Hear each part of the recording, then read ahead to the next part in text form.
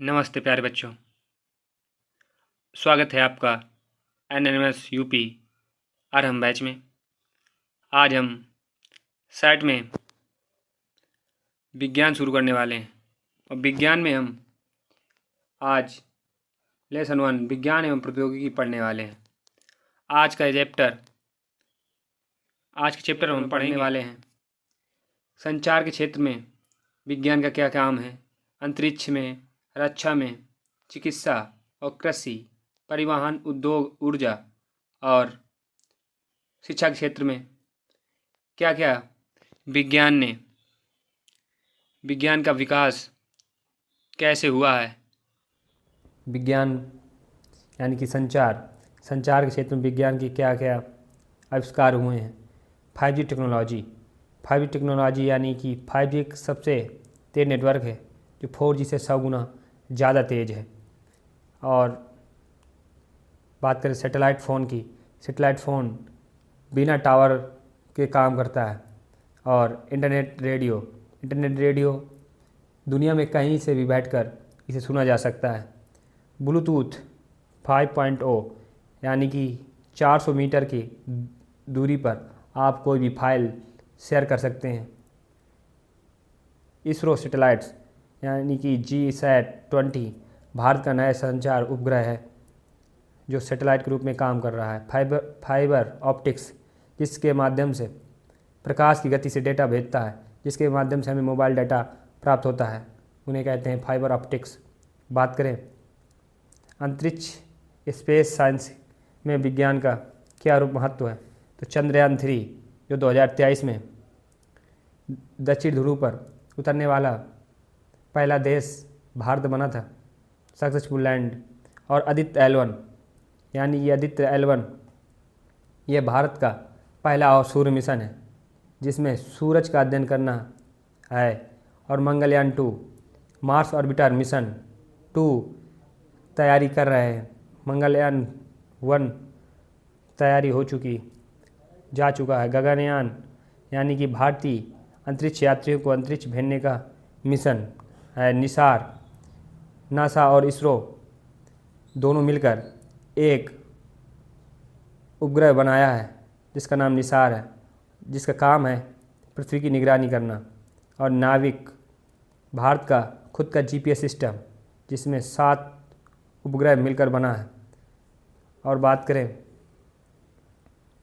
रक्षा के क्षेत्र में यानी कि डिफेंस के क्षेत्र में विज्ञान का क्या योगदान है, तो अग्नि 5 मिसाइल जिसकी मारक क्षमता 5000 किलोमीटर तक है। और तेजस भारत का पहल बना हल्का लड़ाकू विमान जो भारत में मेड इन इंडिया के तहत बना। INS विक्रांत यानी कि भारत का पहला स्वदेशी विवाहन वाहक युद्धपोत। और साइबर युद्ध अब लड़ाई इंटरनेट में भी चलती है। ड्रोन वेलफेयर यानी कि ड्रोन से निगरानी और हमला ये भविष्य की सेना पर सहायक होगी। DRDO यानी कि भारत की रक्षा अनुसंधान जिसमें 50 से ज़्यादा नई तकनीकी विकसित की गई हैं। बात करें चिकित्सा के क्षेत्र में विज्ञान का क्या योगदान रहा है, तो जीन थेरेपी यानी कि जीन बदलकर बीमारियों को ठीक करना, इसे कहते हैं जीन थेरेपी। रोबोटिक सर्जरी यानी कि रोबोट ऑपरेशन करते हैं जिससे अधिक सटीक ऑपरेशन या इलाज होता है और कम दर्द में। मरेना वैक्सीन जो कोविड वैक्सीन इसी तकनीक से बनी, कोवैक्सीन जो भारत में बनी तो मरेना वैक्सीन तकनीक से बनी। AI डायग्नोसिस यानी कि जो AI एक्सरेज और MRIज हैं वो AI करेंगे। प्रोस्थेटिक AI पावर्ड नकली हाथ पैर जो दिमाग से नियंत्रित होते हैं। नैनो टेक्नोलॉजी जो नैनो रोबोट शरीर में जाकर कैंसर सेल मारेंगे, जो कैंसर उत्पन्न करने वाली जो कोशिकाएं हैं उन्हें मारेंगे। इस टेक्नोलॉजी को कहते हैं नैनो टेक्नोलॉजी।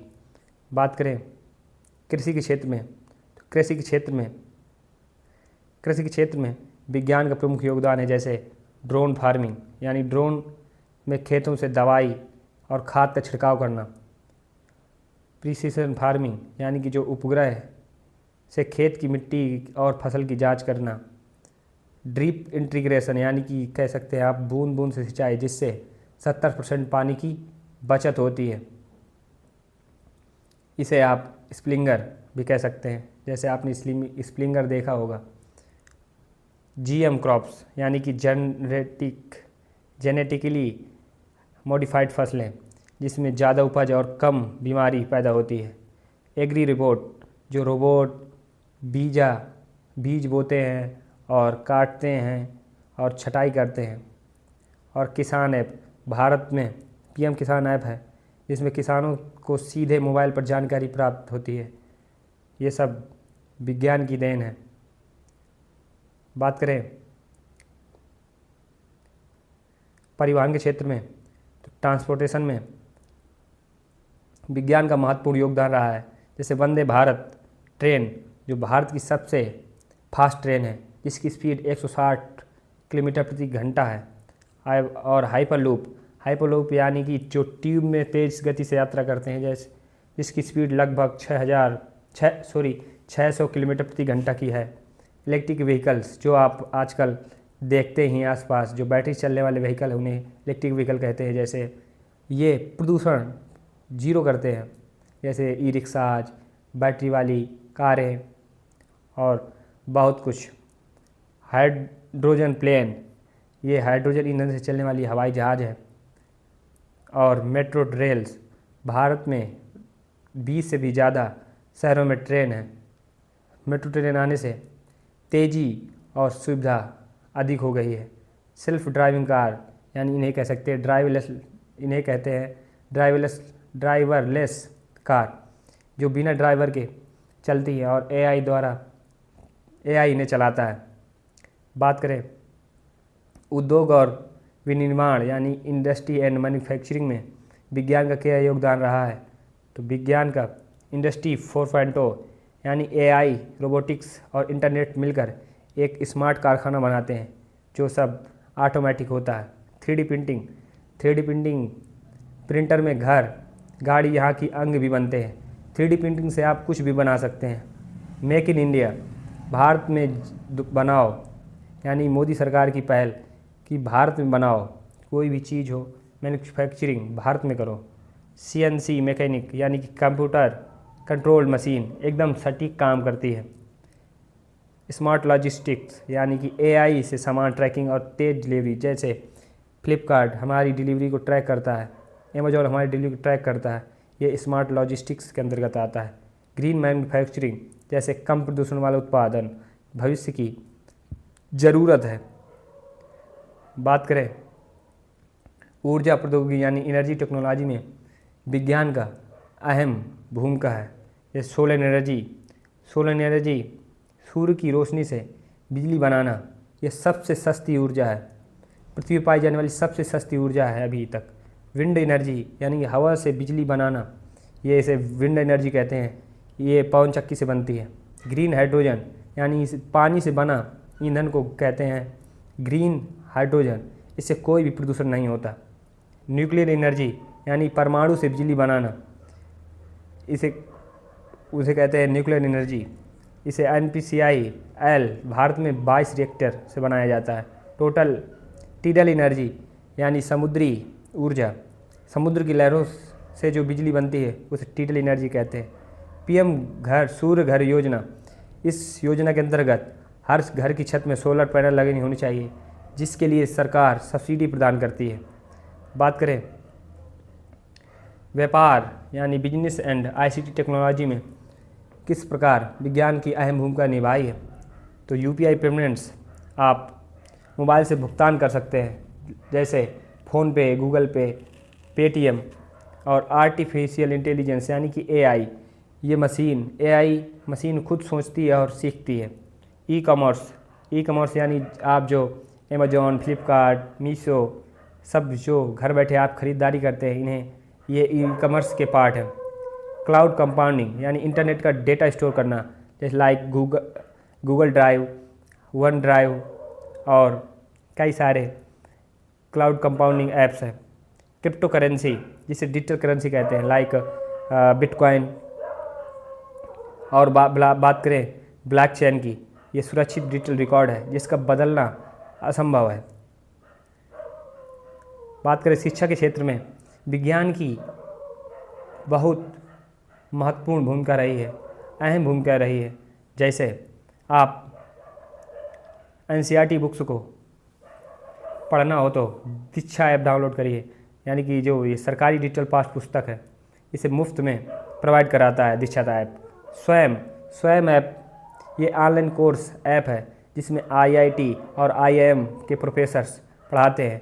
AI ट्यूटर जो AI अपनी कमजोरी पहचान कर अलग से पढ़ाता है। आपकी जो कमजोरी होगी उसे आपको एनालाइज करेगा और आपको उसके अकॉर्डिंग ही पढ़ाएगा। आधार ये एक 12 नंबर का बायोमेट्रिक पहचान पत्र है जिसे स्पेसिफिक पर्सन के लिए बनाया जाता है। आप डिजी लॉकर की बात करें, ये सभी दस्तावेज़ों यानी डॉक्यूमेंट्स को आपके फ़ोन में सेव करके रखता है जिसे आप कहीं भी कभी भी यूज कर सकते हैं। DBT scheme, direct benefit transfer, यानी कि जब आप NMS पास कर लेंगे तो DBT के माध्यम से आपके खाते में पैसे ट्रांसफ़र किए जाएंगे। बात करें हम इस वीडियो में क्या महत्वपूर्ण याद रखने वाली बातें हैं, तो 5G जो 5G नेटवर्क है वो 4G से 100 गुना ज़्यादा तेज़ चलता है। और चंद्रयान 3 भारत का सबसे पहला मिशन है, विश्व का सबसे पहला मिशन है जो चांद की दक्षिण ध्रुव पर लैंड किया था। INS विक्रांत ये भारत का पहला स्वदेशी एयरक्राफ्ट कैरियर है। और जीन थेरेपी एक ऐसी टेक्नोलॉजी है जिससे आप जीन बदलकर बीमारी को ठीक करते हैं। ड्रिप इंटीग्रेशन यानी कि 70% पानी की बचत करता है सिंचाई करने में। वंदे भारत जो हमारी भारत की सबसे तेज ट्रेन है, इसकी स्पीड 160 किलोमीटर प्रति घंटा है।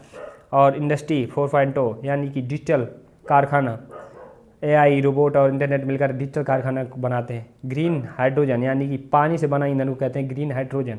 और UPI unified payment transfer interference, आप इसे जानते ही होंगे। आधार कार्ड यानी कि 12 अंकों का बायोमेट्रिक ID जो आप सबके पास उपलब्ध होगी।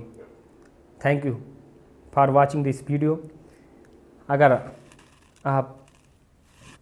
अगर आपको ये वीडियो पसंद आया हो तो वीडियो को लाइक करें, अपने दोस्तों के साथ शेयर करें। और ये कुछ MCQs है जिनका जवाब आप कमेंट बॉक्स में भी दे सकते हैं और इनके जवाब बगल में लिखे हुए भी हैं जैसे।